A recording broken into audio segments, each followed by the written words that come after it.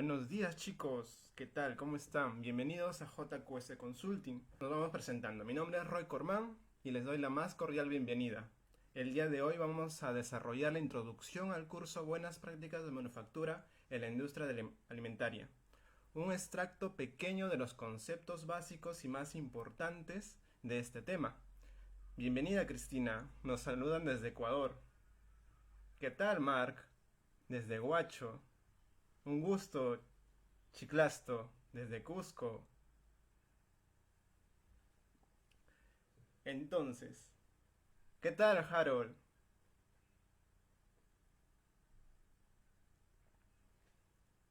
Entonces, como bien indicaba, este es un pequeño extracto de los conceptos básicos y más importantes de las buenas prácticas de manufactura.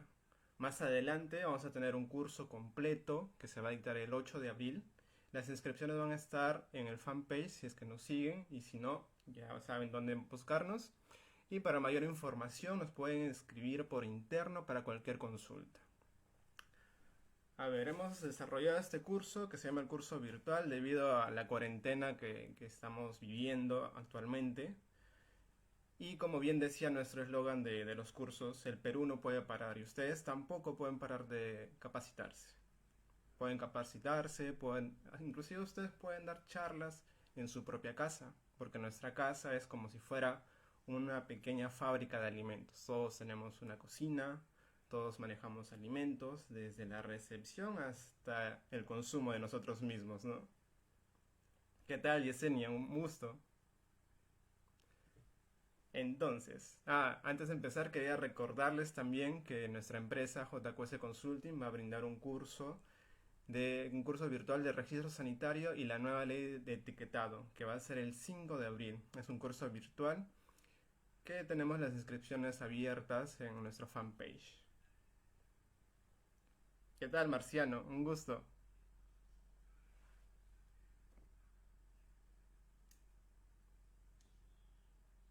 ¿Qué tal, Renzo? A los años. Entonces, empecemos. Curso virtual, buenas prácticas en manufactura en la industria de alimentos. No había visto. ¿Qué tal, Ana? Desde Tingo María, un gusto. Máximo, ¿qué tal? Desde Ayacucho. Cindy, ¿qué tal? Desde Tingo María. Nos saludan desde México. Rieme. Vicky, ¿qué tal? Jonás, un gusto. Saludos por la casa. Empecemos entonces. Primero vamos a ver quiénes somos nosotros. Nosotros somos JQS Consulting, que es una empresa que se dedica a la consultoría, a dar capacitaciones, inspecciones, tramitación de registro sanitario, entre otras tramitaciones y también la venta consultiva. ¿Qué se refiere a la venta consultiva? La venta consultiva se refiere a la venta de productos específicos de acuerdo al requerimiento del cliente. Si ustedes necesitan un termómetro, nosotros les podemos dar las opciones que ustedes puedan necesitar de acuerdo a su proceso. O si necesitan unas tiras reactivas o cualquier otro tipo de productos que necesitan en su industria, ¿no? Básicamente en la industria de alimentos. Muchas veces nos llaman preguntando por algunas cosas que no es nuestro alcance. Jennifer, ¿qué tal? Un gusto desde Ayacucho. Ana María, ¿qué tal? Desde Chorrillos, muy bien. Me imagino que todos están cumpliendo con la cuarentena, ¿no? Pedro Fernández, un gusto, muchas gracias por los saludos. Entonces, les invito a seguirnos en nuestras redes sociales o en la página web también. Tenemos Facebook, LinkedIn, Instagram, YouTube, para que vayan viendo las actualizaciones y avances que colocamos día a día. Tenemos también lo que vamos a brindar más cursos para que ustedes estén identificados durante este tiempo de cuarentena y más adelante también vamos a tener un aula virtual, ¿no? Empezamos entonces.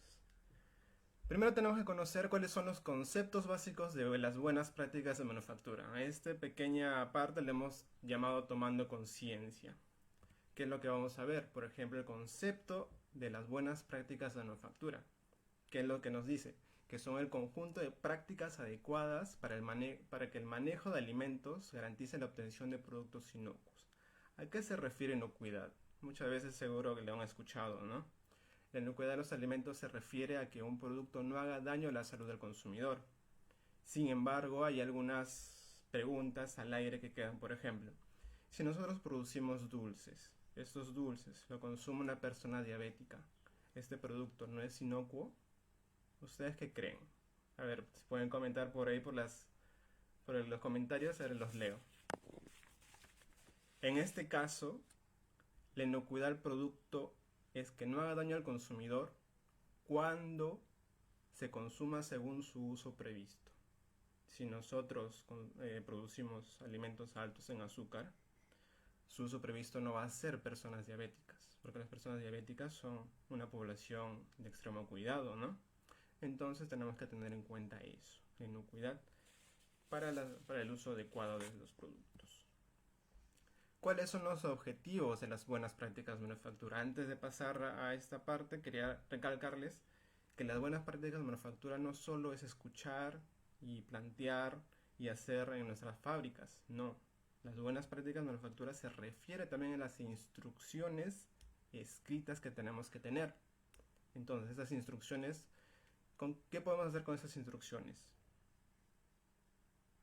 Tenemos que hacerle seguimiento, llevar informes y registros de lo realizado para poder mejorar día a día. Como se dice, tenemos que demostrarlo. Exacto, Rin. Se puede hacer inocuo por su contenido que no sea inocuidad. Exacto, muy bien, Rin. Entonces, sigamos con los objetivos. Los objetivos tenemos tres principalmente. Uno de ellos es garantizar que los productos elaborados y distribuidos estén libres de peligros. ¿A qué se refiere esto? Que desde que ingresa la materia prima hasta que llega al producto final deben estar libres de peligros. Segundo, asegurar que las condiciones sanitarias sean adecuadas y que no haya peligro de contaminación. Se refiere a la infraestructura, a los equipos, utensilios que nosotros estamos manejando durante el procesamiento de los productos.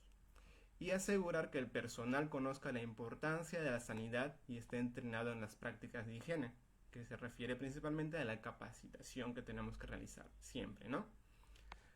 Entonces, si se fijan, hay tres objetivos que abarcan los tres pilares más importantes para producir productos inocuos, que vienen a ser las materias primas o productos, la infraestructura o condiciones y el mayor problema de toda la industria, que es el personal, que es la fuente de contaminación más grande del mundo.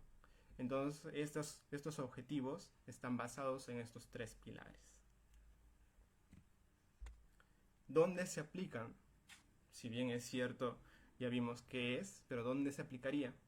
Se aplica en toda la cadena productiva. ¿Cómo lo manejamos? Por ejemplo, con un control de proveedores. Y dentro de nuestra fábrica tenemos que aplicarlo en todas las áreas de proceso donde nosotros manipulamos los alimentos. Por ejemplo, tenemos una empresa panificadora. ¿Qué va a hacer primero? Va a recepcionar los productos. ¿Qué es lo que se tiene que hacer en la recepción? Se tiene que medir la temperatura, se tiene que verificar los productos que ingresan. Luego vamos a almacenar los productos. Vamos a proceder a un proceso de amasado, horneado, acondicionamiento y venta. En todos estos procesos tenemos que aplicar los tres pilares que decía, ¿no? Productos o materias primas que están en proceso, condiciones, infraestructura, equipos y otros, y lo que se refiere al personal que procesa. ¿Qué pasa si no cumplimos con las buenas prácticas de manufactura? Va a suceder la contaminación, que se refiere al paso de agentes o microorganismos que pueden provocar la alteración del producto y suponer un riesgo a la salud del consumidor. Por ejemplo, tenemos estos queques, como se ve en la foto. Estos queques están al lado de un tacho de basura, que está roto, que no tiene bolsa, que no tiene tapa. ¿Qué es lo que va a suceder? Este área está totalmente contaminado. Inclusive en la pared se ve que hay desechos pegados en la pintura, ¿no? ¿Qué es lo que va a suceder? Las bacterias que van a estar presentes en este ambiente van a trasladarse hacia los queques. ¿Y qué es lo que va a pasar? Estos queques, si nosotros los vendemos así embolsados y tienen una duración de 7 días, su duración va a reducirse por lo menos hasta un día. ¿Por qué? Porque al día siguiente van a empezar a crecer lo que son hongos, microorganismos, entre otros, ¿no? Y esto va a hacer que haga una alteración del producto. Y por ende, de repente no se puede ver al segundo día el crecimiento de los hongos, nos va a hacer daño como consumidores, ¿no? Ahora, estos agentes se llaman peligros. ¿Qué es un peligro? Es una amenaza que puede causar un efecto adverso a la salud del consumidor debido a la condición del alimento o la presencia de un agente físico, químico o biológico. Por ejemplo, tenemos algunos ejemplos aquí. Antes de que pase a la segunda diapositiva, por favor, hay algunas fotos que pueden herir susceptibilidades, así es que tranquilos nada más. Y todas las fotos son de inspecciones que hemos realizado anteriormente, ¿no? Por ejemplo, tenemos peligros físicos. Tenemos en la primera foto tenemos un colador de malla de metal que le falta un pedazo y que este pedazo no se encontró. ¿Dónde puede haber estado ese pedazo? De repente en alguno de los productos que ustedes han consumido, ¿no? Y este es un peligro físico, un metal. En la segunda foto tenemos que en una panificadora utilizan planchas de plástico que están desgastadas y que no son de primer uso para que fermente el pan. Este plástico, como está pegado a los carritos, empieza a desgastarse y puede haber rotura de plástico que puede llegar a la masa. Entonces ese es un peligro físico, que es el plástico. O también tenemos el clásico cucharón de la abuelita, que les da, dice que sabor a las comidas, ¿no? La madera, un cucharón de madera, que poco a poco se va desgastando, no lo vamos viendo directamente, pero se va desgastando cuando movemos, cuando raspamos con la olla, ¿no? Y esto donde se traslada a los productos que nosotros procesamos. Inclusive en esta foto podemos ver que le falta un pedazo de mango y le han puesto cinta de embalaje. Y esta cinta también puede trasladarse hacia el producto. ¿Qué otros peligros físicos tenemos? Tenemos lo que son huesos, si es que nosotros utilizamos para hacer empanadas, si utilizamos solamente la pulpa, de repente se nos pasa un hueso o la persona que procesa la carne se le pasa un hueso, pernos que llegan de repente cuando el mantenimiento no hace un buen ajuste. Podemos tener lo que siempre tenemos que observar, las luminarias. Si una luminaria se rompe, ¿qué es lo primero que cae? El vidrio, ¿cierto? Entonces tenemos que tener control de las luminarias también. O también en los frascos que nosotros compramos los insumos, que también pueden ser de vidrio, que tenemos que tener una política de vidrio para poder utilizarlos. En el caso de los peligros químicos podemos tener lo que son desinfectantes, detergentes, limpiavidrios, aromatizantes, que sí se ha visto, insecticidas, rodenticidas, entre otros. En la primera imagen tenemos un producto químico que no se sabe qué es y que se está utilizando. En este caso falta el rótulo. ¿Por qué?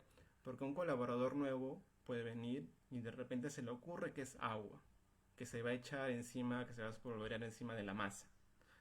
Pero resulta que era alcohol. Entonces es un posible peligro químico, ¿no?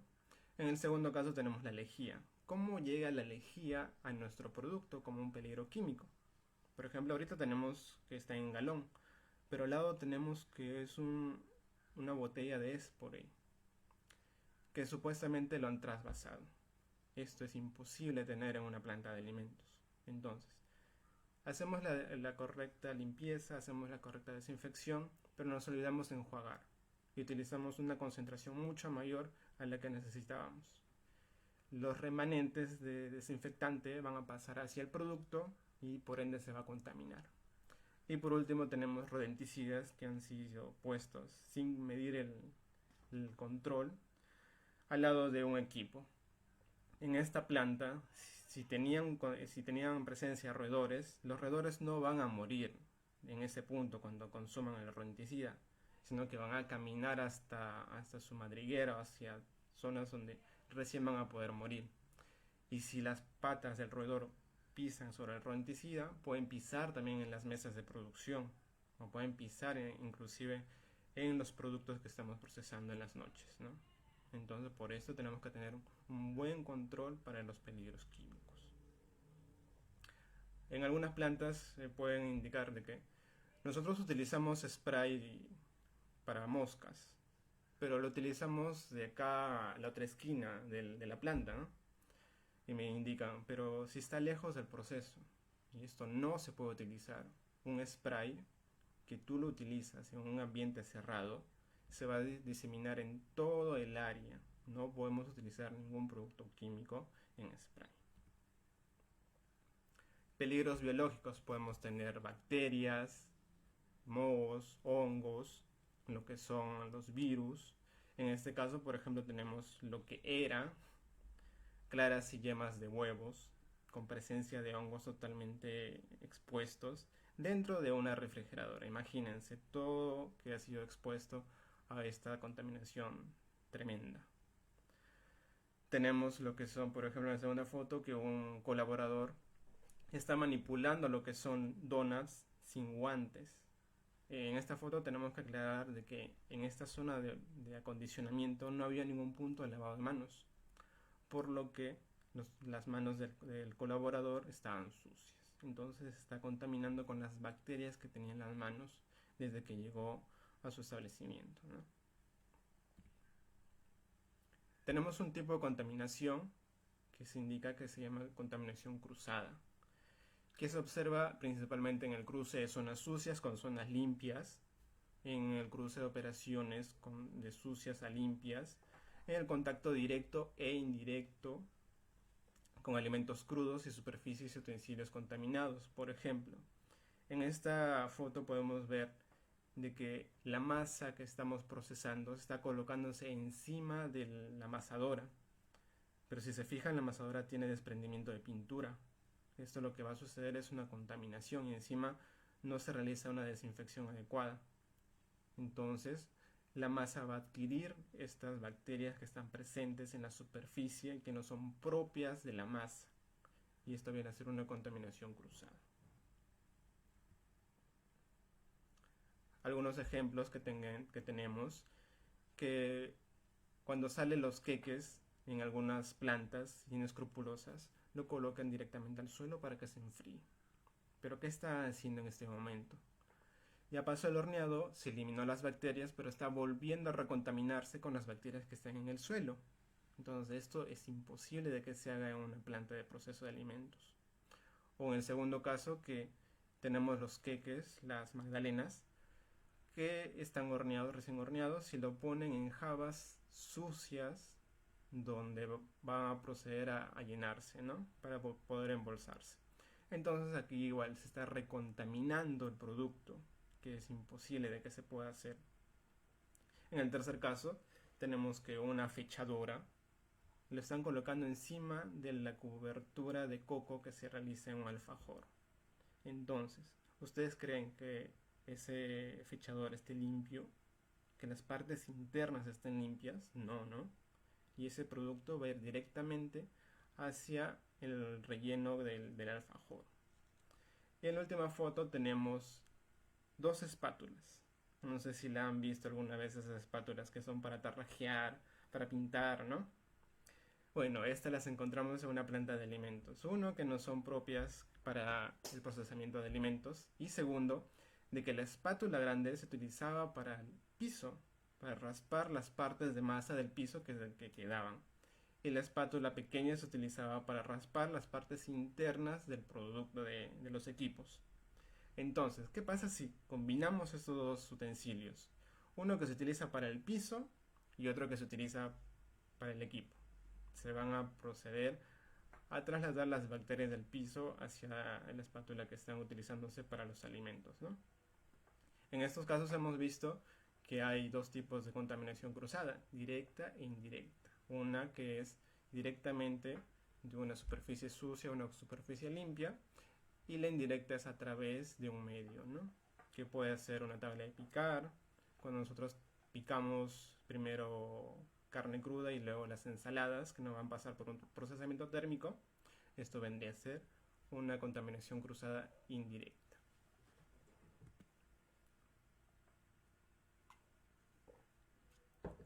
¿Qué pasaría si nosotros consumimos estos productos? Nos va a causar una enfermedad, ¿cierto? ¿Y a quién no le ha pasado?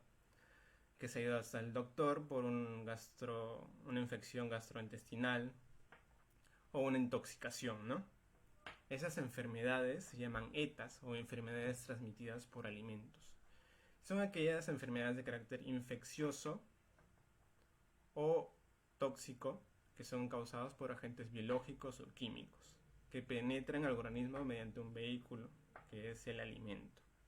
Esta es una foto verdadera de una masa de pan que estaba siendo guardada para proceder a realizarse el pan. Imagínense.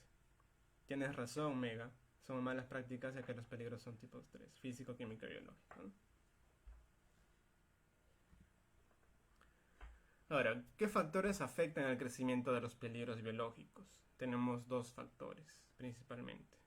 Los intrínsecos y los extrínsecos. Los intrínsecos vienen a ser por parte del producto, que vienen a ser el pH, la humedad, los nutrientes, que esto van a dar para el crecimiento de una bacteria o de un microorganismo, un peligro biológico. Algunos crecen en un determinado pH, una determinada humedad o con los nutrientes necesarios para que hagan el crecimiento. Y los extrínsecos son los que nosotros podemos medir, por ejemplo, la temperatura, la humedad relativa y el tiempo. En la temperatura se ha demostrado de que si nosotros tenemos un producto a temperatura de 5 a 60 grados, la multiplicación de las bacterias va a ser mucho más rápido, ¿no? Que ese es el rango de temperatura de peligro, ¿no? Por eso que nosotros debemos de trabajar en lo que son las temperaturas menores a 4 y mayores a 60, donde menores a 4 se van a ralentizar el crecimiento de las bacterias y mayores a 60 podemos eliminar la mayor cantidad de bacterias posibles, ¿no? En el caso del tiempo se ha demostrado también de que si nosotros tenemos una bacteria en este momento y le damos las condiciones necesarias, a los 5 minutos vamos a tener 100 y después 150, 1000, 1.000.000, que es un crecimiento exponencial. Ahora vamos a ver el desarrollo de las BPM, que vienen a establecerse, por ejemplo, principalmente en el establecimiento. En el establecimiento, ¿qué es lo que tenemos que observar? Tenemos que observar el exterior del edificio, como por ejemplo, tenemos que ver lo que son el ingreso al edificio, tenemos que ver las condiciones del establecimiento que sean totalmente herméticas y tenemos que observar la ubicación. No podemos estar ubicados a menos de 150 metros de una fuente de contaminación. No podemos estar al lado de un botadero, no podemos estar al lado de una producción de algún producto que pueda contaminarse, ¿no? El diseño del edificio, ¿qué tenemos que observar aquí? Pisos, techos, paredes, puertas, ventanas, que sean adecuadas para una planta de producción de alimentos.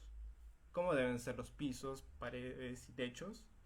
Resistentes a la limpieza, de colores claros y con un diseño adecuado, ¿no?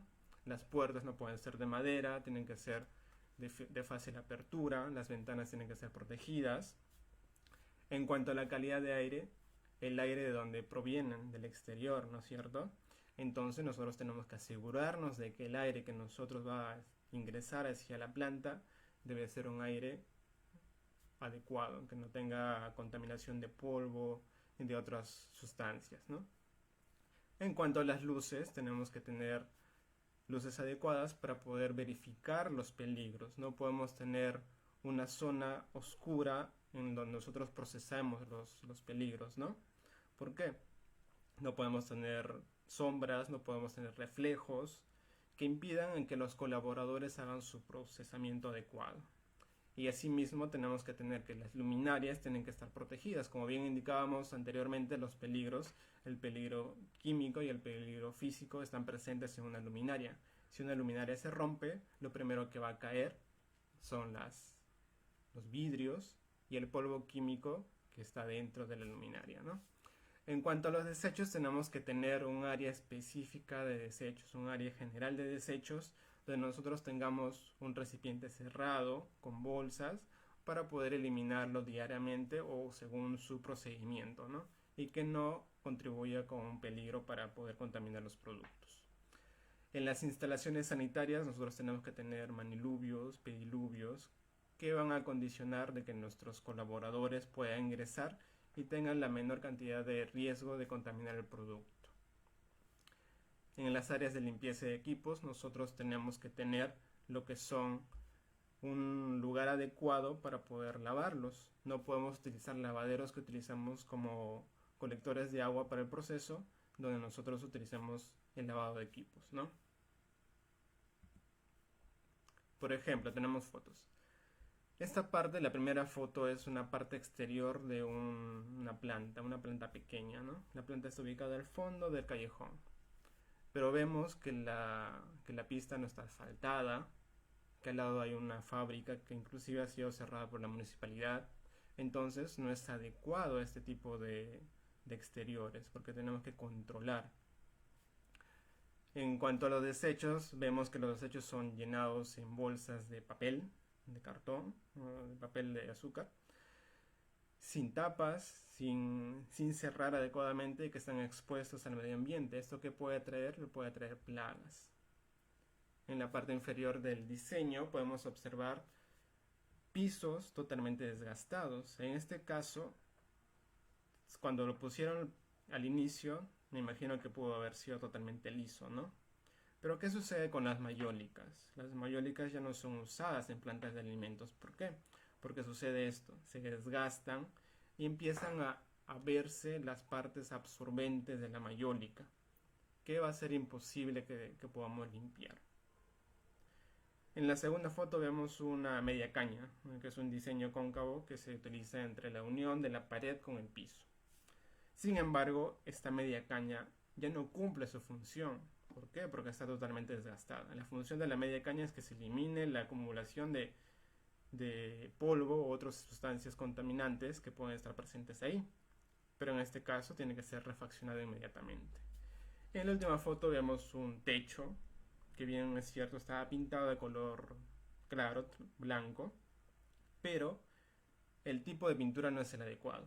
De repente, porque es una panificadora, tuvo altas temperaturas o vapor que hacen lo que se descascare, ¿no? A ver, Ana María nos pregunta, ¿qué tipo de piso recomiendas? El piso que actualmente se está utilizando son los pisos industriales, que no necesitas colocar lo que son las losetas, sino un piso de cemento pulido y encima se le coloca una capa es como pintura, que lo que hace es recubrir y soportan lo que son los golpes. Respondemos más adelante las preguntas, voy a leer todas las preguntas para poder responderlas y vamos continuando para que no nos gane la hora. En la calidad de aire, por ejemplo, tenemos este es un inyector de aire que va directamente hacia una zona de procesamiento. ¿Ustedes creen que este aire está adecuado? No, ¿no es cierto? Se ve claramente que las rendijas están totalmente sucias. Entonces, tenemos de que el aire inyectado está ingresando sucio. En las luces, vemos claramente que hay sombras en gran cantidad y encima las paredes no son adecuadas. Ese es un claro ejemplo de todo lo que no se debe hacer. Entonces, ¿qué es lo que se debe hacer acá? Para el tema de luces, colocar por lo menos 2 pares de luminarias protegidas en esta zona para que puedas observar claramente los peligros. Y en esta foto se observaba de que la luminaria no estaba protegida. ¿Qué pasaría si se rompe ese fluorescente? Todo lo que está en la parte inferior, todo lo que comparte este área, se echaría a perder porque el producto químico que está en la parte interna del fluorescente es totalmente tóxico. En las instalaciones sanitarias, muy bien, vemos lo que son el jabón, el desinfectante, el papel secante, pero si se fijan, no hay papel ni hay jalador para el papel. Entonces se tiene que tener totalmente habilitado esta zona de lavado, ¿no? Inclusive se indica de que en las instalaciones sanitarias, en el punto de lavado de manos, se debe de tener lo que son las instrucciones de cómo lavarse las manos, porque muchas veces tenemos colaboradores que ingresan por aquí lo que les dices y sale por acá, ¿no es cierto? Entonces tenemos que enseñarles cómo debemos lavarnos las manos, que ahora está muy difundido por tema de coronavirus, ¿no? Más adelante vamos a ver una partecita de eso. En lo que se refiere a la limpieza de equipos, como bien decía, nosotros tenemos que tener un lavadero adecuado para que nosotros podamos lavar nuestros equipos. En este caso están utilizando un lavadero que utilizan para captar agua para el proceso. Si se fijan, tenemos lo que son detergente en polvo, que ya prácticamente está siendo destituido, ¿Por qué? Porque el polvo empieza a volar. Tú no lo ves, pero va a llegar hacia el producto. De repente un queque de ahí sale con un sabor distinto y le ponen un nuevo sabor a detergente o pal, ¿no? Entonces tenemos que tener control de la zona de lavado de equipos. ¿Por qué? Porque podemos contaminarlos. A ver, Jenny nos dice que debemos recomendar la limpieza de luminarias que se encuentran con moho. Exacto. Siempre, si nosotros tenemos la protección de luminaria, tenemos que limpiarlo constantemente, ¿no? Marno dice, ¿está estableciendo alguna norma donde nos indique que se permita la mayólica? Porque los establecimientos cuentan con eso en su mayoría. No, lo que nos indica la norma es que el piso sea pulido, sea lavable, que sea liso, que sea claro, ¿no? Pero no se recomienda porque como hemos visto se rompe. Entonces, si es que ya tienes el establecimiento con mayólica, lo único que puedes hacer es cambiar tus fraguas por una fragua que sea para piscina, que se pueda lavar, que no se ponga negra por el moho, y cuidarlo. Y si se te rompe, tienes que ir cambiando poco a poco. Ya tienes que analizar el costo-beneficio de cambiar todo tu piso por un piso industrial, ¿no? Dependerá del proceso y los productos. Ya en lo que son las paredes y pisos nos indica de la pintura epoxi, ¿no? La pintura epoxi es una pintura acrílica que nos va a permitir lavarlo. Tú vas a poder echar agua, vas a poder pasar tu detergente y vas a poder lavar, no se va a salir. Otra opción de la pintura epoxi, porque la pintura epoxi es un poco cara, puedes utilizar esmalte. Pero si empiezan a utilizar esmalte para pintar las paredes, tienes que tener tu ambiente aireado. ¿Por qué? Porque el esmalte para que se seque demora más que la pintura epoxi. Entonces tenemos que tener en cuenta eso. Me dicen que zonas debe haber medias cañas. Si tengo un patio de tránsito es necesario. En un patio de tránsito no es necesario, más que todo en las zonas de producción. En los patios de tránsito puedes tener una limpieza adecuada nada más.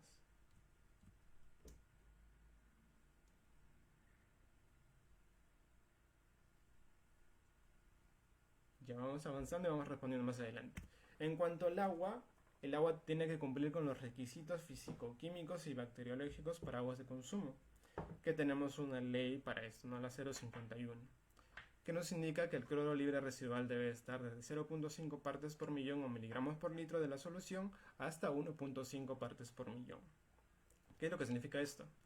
CEPAL, cuando empieza a captar todo el agua en la tarjea y empieza a distribuirla, ¿qué es lo que le echa? Le echa un montón de productos químicos, entre ellos el cloro, para eliminar las bacterias, ¿no es cierto?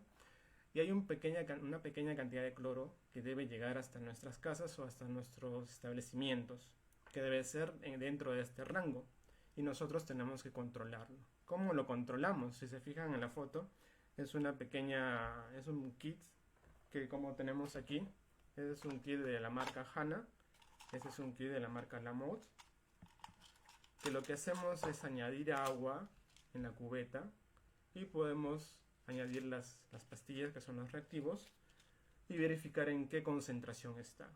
Nuestra concentración adecuada que nos dice la norma nos indica de 0.5 partes por millón a 1.5. Si es que no llegamos a este rango, nosotros tenemos que adicionar cloro en nuestros reservorios. Ahora, estos reservorios no significa que lo tenemos ahí y se va a quedar por la eternidad. Tenemos que limpiarlos. Ahora, en esta parte de acá, esta es una marca Lamotte. Para nuestros seguidores del grupo de WhatsApp Mundo Alimentario, esta es la palabra clave. Kit de cloro libre residual, marca Lamotte. Entonces, ya hablamos de los reservorios, del agua. ¿Qué más tenemos que tener en cuenta? La limpieza y desinfección. Esta foto es real. Y así es nuestro querido Perú. ¿Cuál es la diferencia entre limpieza y desinfección? La diferencia es que en la limpieza es la acción de eliminar la suciedad visible o los residuos que podemos ver a simple vista y pueden convertirse en alimento de desarrollo de gérmenes. Por ejemplo, en este caso no está haciendo una adecuada limpieza. Y la desinfección es la acción de reducir de manera aceptable la cantidad de microorganismos en una superficie o alimento que vamos a utilizar. ¿Podemos hacer la desinfección de frente? No, ¿no es cierto? ¿Por qué? Si nosotros agarramos una solución desinfectante y lo echamos a un producto como este o un utensilio como este, el poder desinfectante del componente activo no se va a desarrollar. ¿Por qué? Porque hay carga orgánica y eso va a impedir de que se desarrolle. Entonces lo primero que debemos de hacer es limpiar, ya sea nuestro piso, nuestras paredes, nuestros utensilios, nuestros equipos. Lo que tenemos que hacer es limpiar. ¿Cómo se limpia? Con detergente y refregando, siempre refregando, ¿no? Ahora, una vez que ya estemos limpios de la superficie, recién después del enjuague tenemos que utilizar el desinfectante. Y esto va a depender de la cantidad de carga microbiana que tengamos. Por ejemplo, en la FDA nos indica algunas concentraciones de cloro, que es el componente desinfectante más desarrollado. Y nos dice, por ejemplo, que para pisos utilicemos 200 partes por millón o 200 miligramos por litro. Tenemos que verificar de que esté en esta concentración para la carga microbiana que tengamos, ¿no? O, por ejemplo, tenemos un camal, que tenemos sangre, grasa y otros tipos de contaminantes, que de repente podemos utilizar una concentración mayor. Va a depender de lo que tengamos como proceso. ¿Cómo verificamos la concentración? Por ejemplo, tenemos unas tiras de cloro de la marca Lamot, que si nosotros los sumergimos en una solución desinfectante preparada, nos puede indicar de acuerdo a la vibración del color. 200 partes por millón, 100 partes por millón o 50 partes por millón. Entonces esto va a hacer de que nosotros verifiquemos que nuestra solución desinfectante está a la concentración adecuada. También tenemos lo que son los equipos electrónicos, que vienen a ser un fotómetro, que nos indica exactamente la cantidad de cloro que tengamos, cloro total. Hay diferencia entre cloro libre residual y cloro total. Estamos preparando un video de capacitación gratis que vamos a colgar para que ustedes puedan aprender un poco más. Aquí algunos ejemplos de nuestras inspecciones. La primera foto tenemos una divisora. ¿Ustedes creen que haya sido limpiado siquiera alguna vez? No parece, ¿no? La parte inferior del soporte está totalmente sucio, el piso está sucio, la pared está sucia. Y no parece que hayan sido limpiados ni desinfectados. En la segunda parte tenemos lo que son utensilios que se observan totalmente sucios, que no deberían de ser así. Estas dos últimas fotos son interesantes. ¿Por qué? Fuimos a una planta de alimentos y encontramos de que utilizaban trapeadores y que durante el proceso estaban realizando un barrido. ¿Ustedes creen de que sea factible hacer un barrido y utilizar trapeadores? Me comentan. A mi parecer y al parecer de la norma indican que no. ¿Por qué? Esos trapeadores húmedos están siendo colgados en un soporte y que va a empezar a desarrollarse en la tela. Se va a empezar a multiplicar las bacterias, ¿no? Y cuando lo utilicemos por segunda vez, en vez de limpiar, en vez de secar, vamos a contaminar. Y en la segunda foto donde vemos que está barriendo, tú no observas de que hay partículas pequeñas, pero a la hora de hacer el barrido estamos levantando lo que son el polvo, las harinas y otro tipo de contaminantes que pueden llegar a las zonas más bajas. Si se fijan, al fondo hay un coche de panadería donde en la parte inferior también hay productos. Y estas sustancias que están volátiles en el aire van a llegar hacia ese producto. Entonces tenemos que tener cuidado con los procesos que realicemos.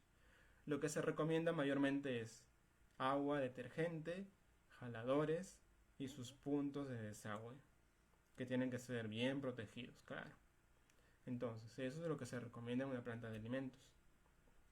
Una pregunta que me hicieron es de las baldosas, de las cerámicas, ¿no? Bueno, en esta fábrica utilizaban cerámicas, pero como bien están relativamente limpias, ¿no? Que siempre realizan un mantenimiento preventivo para que no puedan realizarse ni lo que son los desgastamientos ni la coloración negruzca de lo que son las fraguas. Exacto, Michelle, debería tener un piso con caída al drenaje. Si es que no lo tuviera, utilizar jaladores siempre.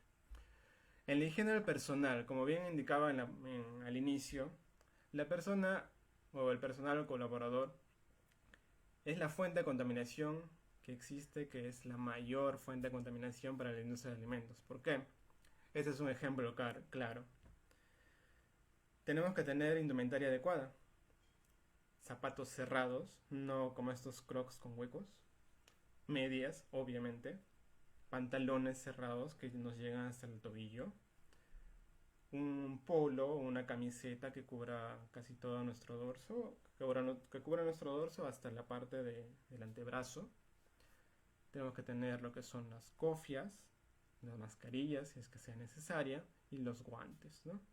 Y no tener ningún utensilio, ningún accesorio en nuestras manos. ¿Por qué? Porque pueden llegar hacia el producto en cualquier parte del proceso.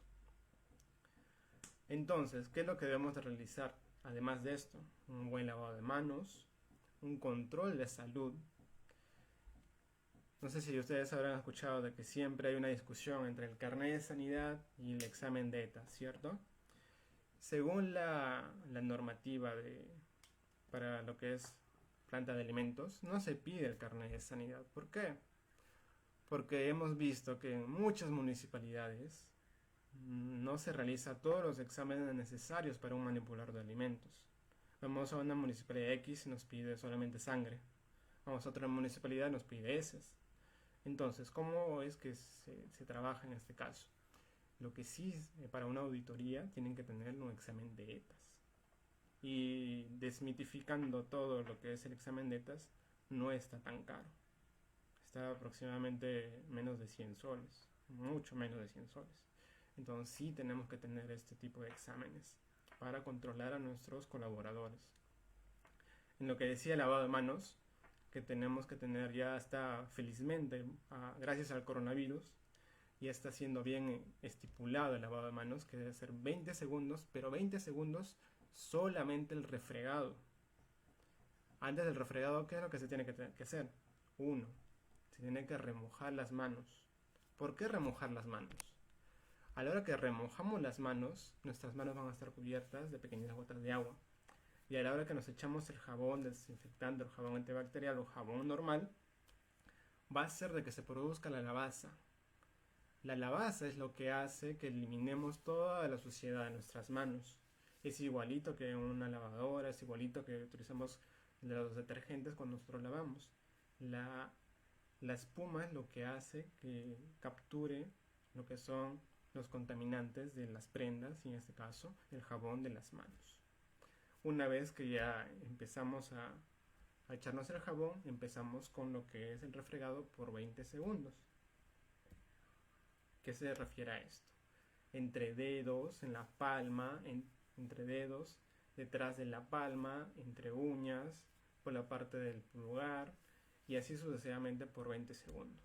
He visto en muchas empresas de que hacen cosas y he visto en Facebook también que están colocando cosas interesantes. Que pueden poner una canción, un refrán, que nosotros lo coloquemos en el punto de lavado de manos. Y mientras usted, el colaborador, va leyendo esto, no se va a dar cuenta de que está haciendo todo el proceso. Y se va a poner un poco más lúdico, ¿no? Una vez que hacemos este refregado, tenemos que enjuagarnos las manos, secarnos con un papel toalla desechable y con el mismo papel cerrar la llave. En este caso, cuando es una llave de accionamiento manual. Sería mucho pedir tener un maniluvio a pedal que lo utilicemos solamente presionando en el pie, ¿no? Una vez que ya estamos, acá falta un tercer paso, un doceavo paso, que puede ser el echarse el gel antibacterial, gel de alcohol, ¿no? Lo que sí podríamos indicar es que para echarse el gel antibacterial, con el mismo papel, hacer clic con el papel y echarse el gel y ponerse en todas las manos. Ahora vamos a hablar lo que es un poco de control de plagas. ¿Qué es lo que tenemos de plagas? Por ejemplo, tenemos lo que son los insectos, las aves y los roedores, ¿no? Esos tres tipos interesantes de plagas. En lo que son los insectos, mayormente tenemos lo que son las cucarachas, lo que son las moscas. en lo que son los roedores, las ratas, los ratones y voladores, que es la plaga urbana, que son las aves, ¿no?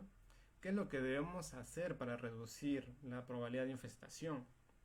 Principalmente, infraestructura adecuada, cerrar completamente nuestro establecimiento, no tener accesos, por ejemplo. Clásico, la parte inferior de la puerta. Si nosotros dejamos más de 1 centímetro de abertura, por ahí va a pasar una rata, por ahí va a pasar un ratón, una cucaracha o cualquier otro vector que pueda ingresar a nuestra planta, ¿no?